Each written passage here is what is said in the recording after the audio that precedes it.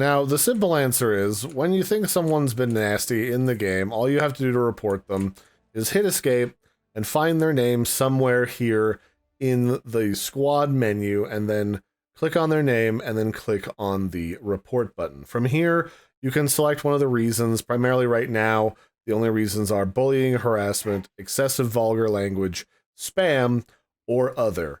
And then you can just fill out what was going on, and then hit report to send the report to Arrowhead, who are the developers of this game, and then they will review the case and see if there is any action that they want to take.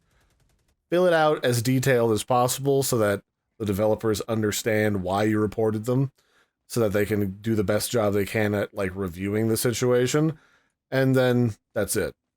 You can also then, when you're done, let's say Toxicity, even though he hasn't done anything to me, let's say that he did something I found toxic, or he's been harassing the team. I can mute him to mute his microphone.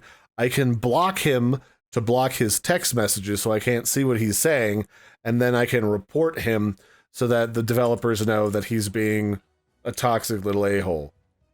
So that'll be it for this one, ladies and gentlemen. I've been your host, Larry. Don't forget to like and subscribe, and I will catch you next time.